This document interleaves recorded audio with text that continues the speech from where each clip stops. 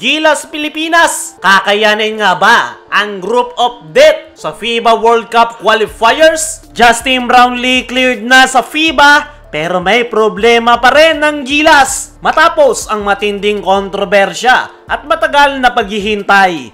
Cleared na si Justin Brownlee para makapaglaro sa darating na FIBA Asia Cup na gaganapin sa Jeddah, Saudi Arabia dahil wala ngang ibinabang sanction o suspension ang FIBA kay Justin Brownlee. At ngayon na walang suspension ay isa itong napakagandang balita. Hindi lang para sa Gilas Pilipinas, kundi pati na rin sa Barangay Ginebra fans. Dahil dyan ay maaasahan nating babalik si Justin Brownlee sa Barangay Ginebra sa susunod na panibagong season. At malaki nga yung chance na yan na yung magiging huling season ni Brownlee sa Barangay Ginebra. Pero habang malinaw na yung status ni Justin Brownlee sa FIBA, may isang tanong pa rin ang karamihan. Okay na nga ba yung lagay ni Justin Brownlee?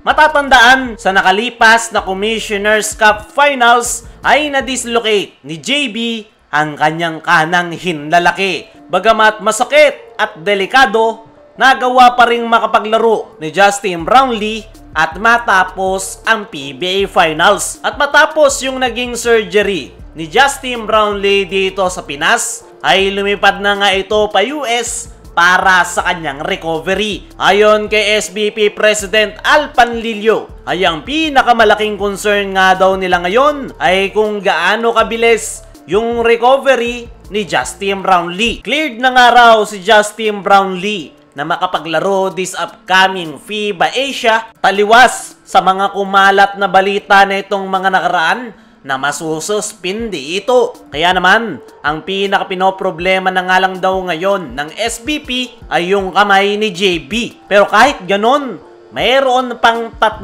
buwan si Justin Brownlee para mag-recover ng 100%. At sinigurado nga ng SBP na hindi ito dapat maging issue. Ibig sabihin nga lang niyan mga chong ay tanging yung injury na lang ni Justin Brownlee yung possible na makapigil sa kanya na makapaglaro ngayong FIBA Asia, which is malabong mangyari. Dahil naglaro nga si Brownlee noong finals kahit pa nakalaylay na yung kanyang daliri. Ano pa kaya ngayong successful na yung kanyang naging surgery sa kanyang kamay at patapos na ang kanyang recovery? Mulit-muli pinatunayan ni Justin Brownlee na hindi lang siya player, kundi isa siyang tunay na waran at mas Pinoy pa siya sa ilang mga Pilipino dahil handa nga si Brownlee na irepresenta ang ating national team kahit ano pa yung kanyang kalagayan sa ngayon. Kaya naman, hindi nakapagtataka na sobrang saya ng Barangay Ginebra fans sa balitang walang suspension kay Justin Brownlee. Makakabalik na siya sa PBA, makakapaglarong muli sa Ginebra at syempre para sa ating national team na Gilas Pilipinas. Isa nga siya sa pinaka-aasahan ni Coach Tim this upcoming FIBA Asia at base sa sitwasyon ngayon ni JB ay masasabi nating mayroong 90% chance na makapaglalaro ito sa Gilas Pilipinas at Barangay Ginebra. Dumako naman tayo dito sa kabilang balita. Gilas Pilipinas, kakayanin nga ba ang group of death sa FIBA World Cup qualifiers? Sa darating nga na August na FIBA Asia, ang focus ngayon ni Coach Tim Cone. Pero ngayon pa lang ay pinag-uusapan na ang FIBA World Cup qualifiers dahil kahapon lang ay nagkaalaman na kung sino ang maghaharap-harap, kung saan napasama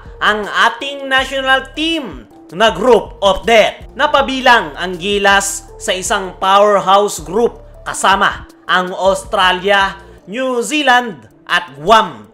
3 matitinding kalaban, 2 sa kanila world rank teams, habang ang isa fast rising island squad na handang manggulat. Ang Australia, alam naman natin, lagi yang contender sa FIBA World Cup. Napakarami nga nilang NBA level talent. Kahit team bilang yung kanilang ipadala ay mahirap ng pigilan. Nandyan rin ang New Zealand. Hindi rin basta-bastang koponan. Pisikal, mabilis, at disiplinado. At ang dalawang Oceania teams nga na yan ang palaging dumudurog sa Gilas Pilipinas dahil palagi nga tayong natatambakan. Pero gaya nga ng sabi, bilog pa rin ang bola, lalo na't iba na yung sistema ngayon ng Gilas Pilipinas with Coach Tim Cone. Pagdating naman sa Guam, bagamat hindi kasintindi ng dalawa, may chemistry naman ang mga ito at athleticism